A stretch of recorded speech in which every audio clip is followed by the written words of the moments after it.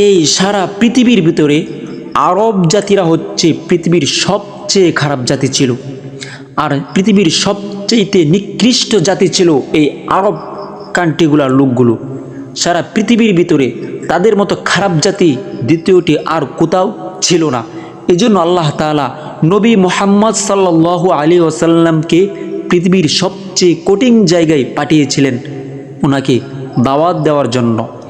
আমি আপনাদেরকে একটি উদাহরণ দিই।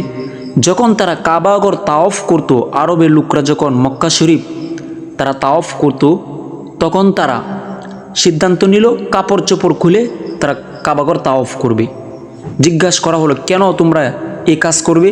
তখন তারা বলল, আমরা এই কাপড় পরে অনেক গুনার কাজ করেছি, আমরা আমাদের স্ত্রীর সঙ্গে এই কাপড় পরে মিলামেশা করেছি, তো এই কাপড় পরে আমরা কাবাগর তাওয়াফ করব না, তাই আমরা সম্মিলিতভাবে সিদ্ধান্ত নিয়েছি কাপড় খুলে আমরা কাবাগর তাওয়াফ করব।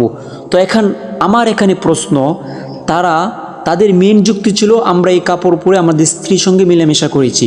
তো এখানে আমার কথা হচ্ছে যে দেখুন, তারা কি তাদের কাপড় দিয়ে স্ত্রীর সাথে মেলামেশা করেছে নাকি তার অস্ত্র দিয়ে, তার ইঞ্জিল দিয়ে? তো এখানে আপনারা বোঝার চেষ্টা করুন। তো হিসাবে যেটা যুক্তির কথা, তারা তাদের অস্ত্র তাদের ওইটা কেটে তারপর কাবাগর তাওয়াফ করার উচিত ছিল, কিন্তু তারা কি করলো, যুক্তি দিয়ে ওই কাপড় খুলে আসলো। তো তারা ছিল পৃথিবীর এমন তেরা জাতি। এই তেরা জাতি বা এই কট্টরপন্থী জাতি দিয়ে আপনি মিডল ইস্টে মুসলিম বিশ্বের ঐক্যর স্বপ্নে দেখেন, এটা বোকামি ছাড়া আর কিছুই হতে পারে না। এবং তারা ইসরায়েল এবং যত বিভিন্ন রাষ্ট্র আছে তাদের সাথে সুসম্পর্ক রেখে মুসলিমদের বিরুদ্ধে তারা অনেক বড় বড় অবস্থান নিচ্ছে।